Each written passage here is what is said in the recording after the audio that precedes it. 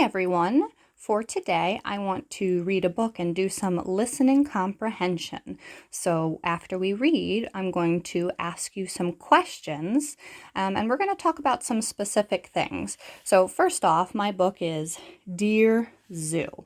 That's one of my favorite books, and this one's a shorter one, so it'll be easier for us to do in this kind of setting. So first, let's talk about our author. So the person who wrote the book is Rod Campbell, and it doesn't say anything about an illustrator. That's the person who draws the pictures. So I think that Rod Campbell also drew those pictures.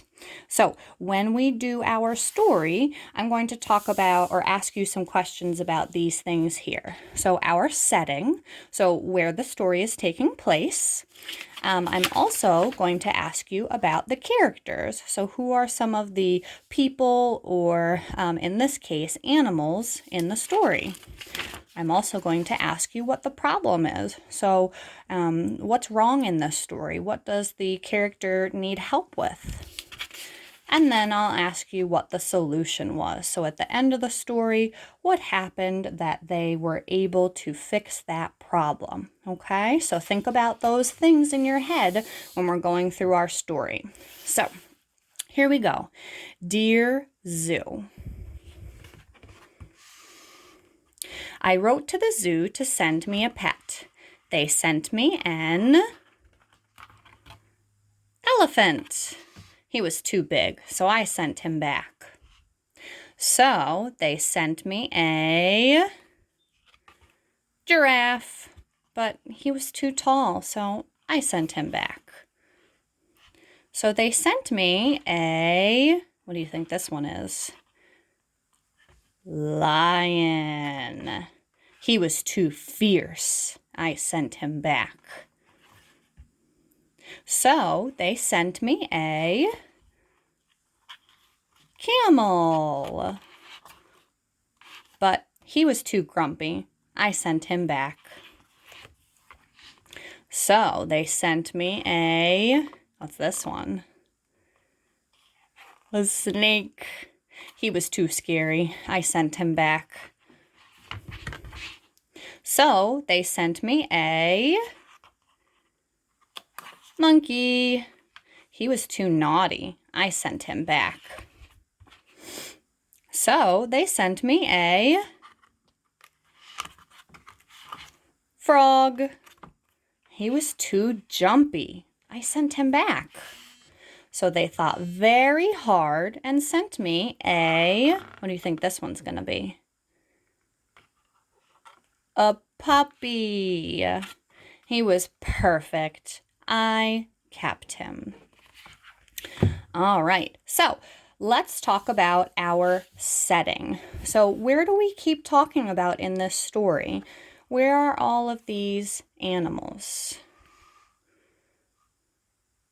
So, yep, the person who's writing the letters, he wrote to the zoo. So the zoo is sending the animals. And where are they sending these animals? Yeah, to their house. So the person who's writing the letters to the zoo, they're sending it to his house. So we could have talked about either of those as the setting. So the zoo is sending the animals and they're going to his house. Yeah. So let's talk about the next one. Characters. So we've got a bunch of different characters in here. So our main one would be the person writing the letters. Now in this book, we don't know their name. So let's move on to some of the other characters. Do you remember any of the animals in this story? Yep, so we had the elephant and the giraffe, the lion and the camel. We had the snake and the monkey. And we also had the frog. And what was that last one? The puppy. Yeah, so there were lots of different characters in this story. Let's see. Let's go back and tell me 3 characters that you remember. So we just went over them. Tell me 3 that you remember.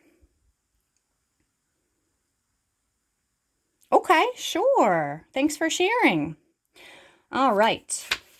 Now, what was the problem in this story? What was the problem? Yeah, so the person writing the letters, he had to keep sending the animals back. They just weren't right for him. They weren't a good fit.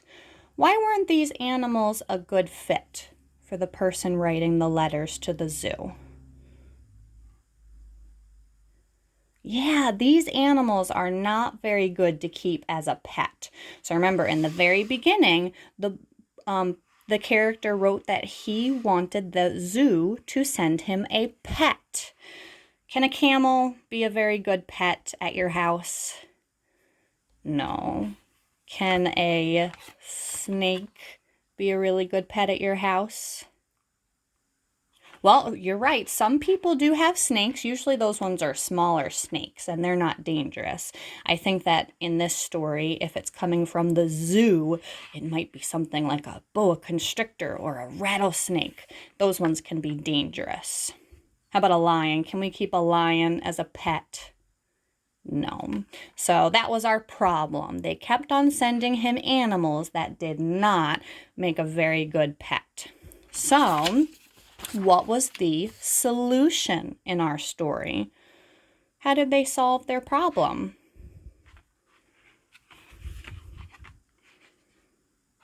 Yeah, they sent him a puppy, and he was the perfect pet. He was a good fit for their house, right?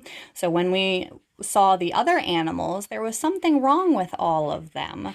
The lion or the elephant, he was just too big, right? The giraffe was just too tall. Yeah, the lion was too, that one was a tricky one, too fierce is what they said. That means that he was dangerous and aggressive. He would try and get you.